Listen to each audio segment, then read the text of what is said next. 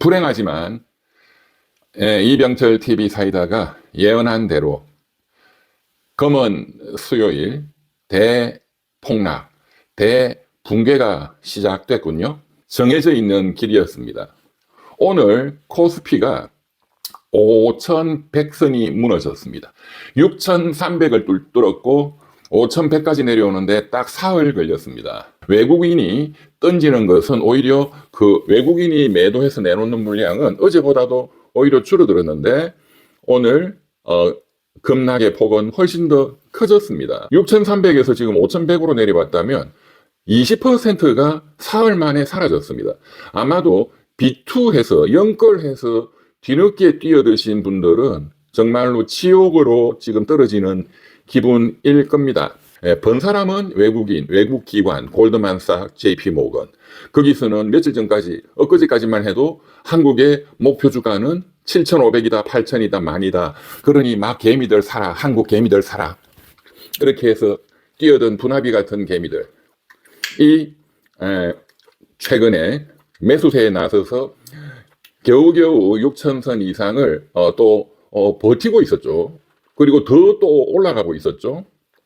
결정적으로 장기 투자하는 것이 아닌 프로그램 매매로 선물 지수에 따라가는, 쉽게 말하면 골드만삭 같은 대형 외국계 큰 기관, 외국계 큰 기관의 그런 파생상품 전략, 파생상품 전략, 뭐 자세한 거 모르셔도 됩니다. 뭐 설명해도 이해가 잘 안 되실 거니까요.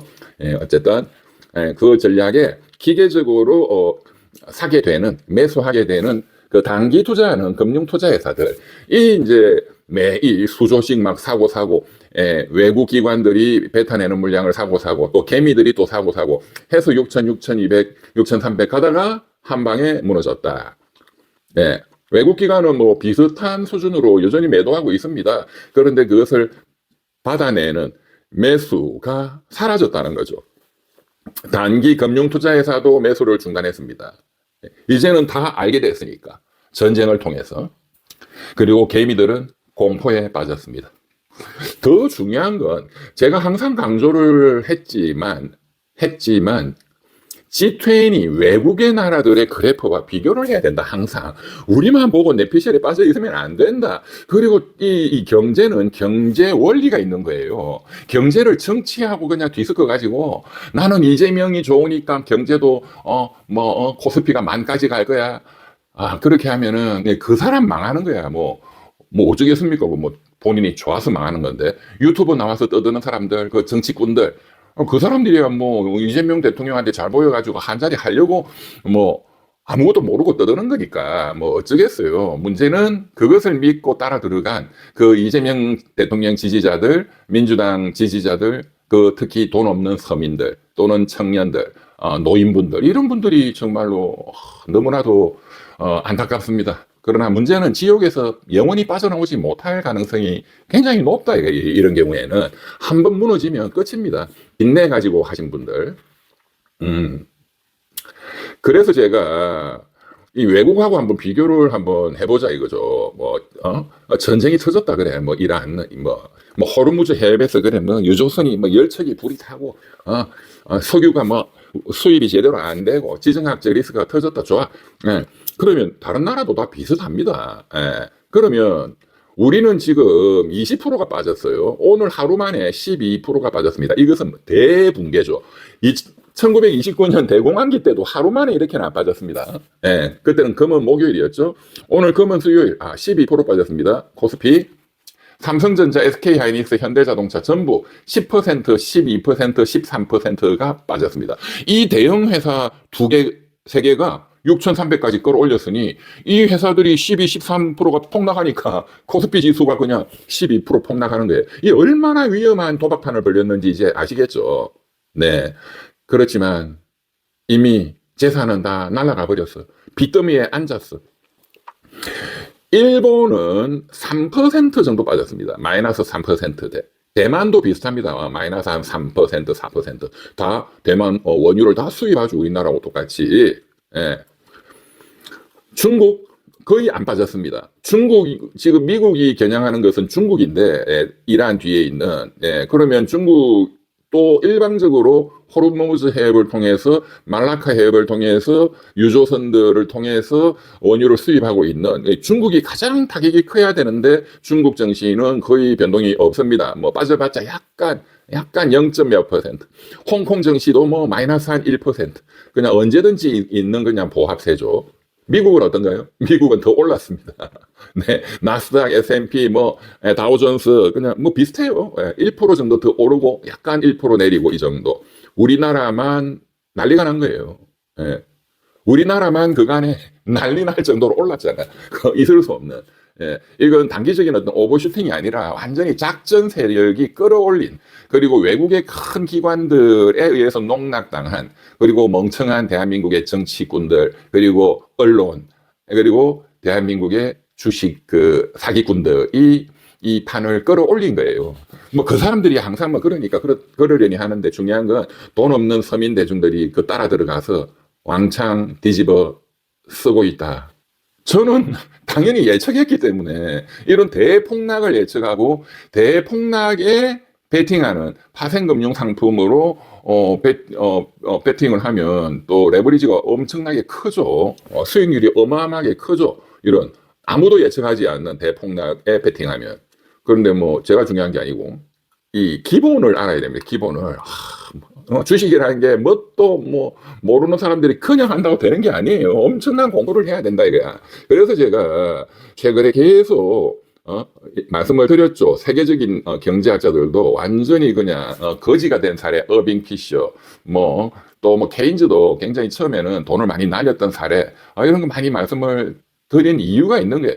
그 사람들이 현재 내 옆에 있다. 내 친구다. 이렇게 생각하고 그걸 귀담아 들어야 되는 거야. 그 세계적인 사람들을. 지금 뭐 TV에, 유튜브에 나오는 사람들, 그런 사람들이 뭘 알겠어요. 뭘 알겠어. 정말로. 정말 답답. 그러니까 책을 읽어야 되는 거예요. 책을 읽어야 돼. 책 속에 있는 위대한 사람들을 친구 삼아서 대화를 해야지. 무슨 내도 아는 유튜브 틀어가지고, 여러분들보다 훨씬 지능 지수가 떨어지는 사람들이 거기 나오는 거예요. 돈 잘 버는 투자자면은 뭐 유튜브 그런 데 나와서 뭐 주식 리딩방을 하겠어요? 그거 다 사기꾼들이지. 제가 이 뒤에 그림을 2개를 일부러 그렸습니다. 로이 리텐슈타인의 그 팝아트, 왼쪽은 그 유명한 삼성 그 리움 미술관에서 소장하고 있다고 이제 한 10년 전에 그 언론 보도가 많이 났죠. 이 행복한 눈물, 뭐 굉장히 유명한, 그리고 같은 이제 스타일로 그린 거죠. 행복한 눈물, 지금 제 얘기 듣고 좀 리스크 관리를 하면서 주식 투자를 하신 분들은 이런 행복한 눈물을 지금 흘리고 있겠죠. 네. 그런데 뭣도 모르고 정치 사기꾼, 주식 사기꾼, 유튜브 사기꾼들 얘기 듣고 연끌 B2 해가지고, 특히 그 권대영이 그 금융위원회 부위원장, 제하고 행정고시 동기인데, 그런 자가 나와서, 정부 차관이라는 자가 나와서 빚내가지고 주식 사라. 그놈한테 지금 소송을 지금 해야 될 판이에요. 지금 보니까. 소송해서 이기지는 못하겠지만, 어떻게, 정부 최고 고위 경제정책 당국자가 국민들한테 빚내가지고 주식 투기하라고 하는 나라는 내 진짜 처음 봤어. 권대영이 금융위원회 부위원장 무슨 나와서 뭐라 하는지 한번 변명이라도 해야 되는 거 아닌가?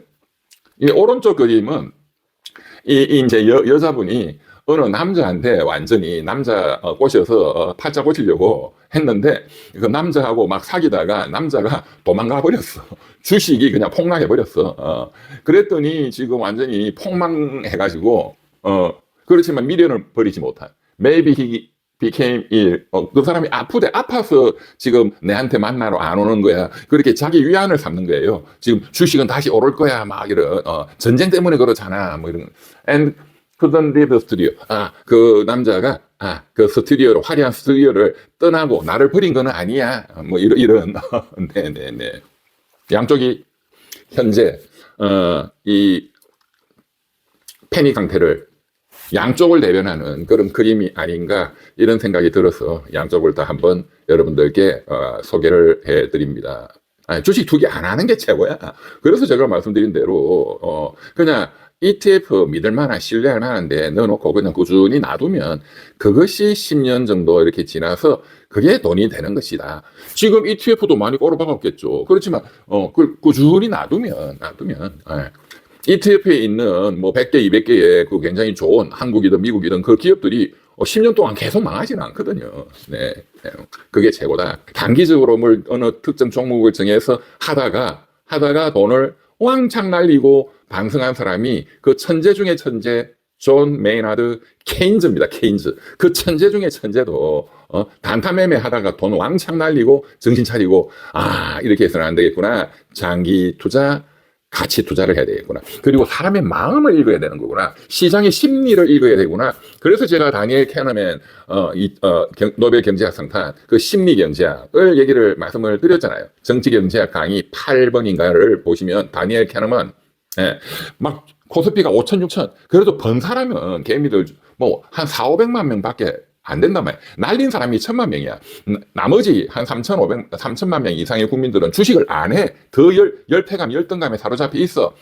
그런데 번 사람 한 10%. 그것은 자기가 노동하고 번 게 아닌 이 투기해가지고 번 것은 그 행복감이 상대적으로 작아요. 그러나 날린 거는 자기가 노동해서 번 소득을 여기에 넣어가지고 비투해가지고 연결해가지고 돈을 왕창 날리면 같은 돈을 벌었을 때 행복감은 작지만 같은 돈을 날렸을 때 불행감은 어마어마하게 크다 하는 게 다니엘 캐너만의 그 심리경제학, 행동경제학의 그 분석이죠. 그 손실 회피 경향, 로스 어버전.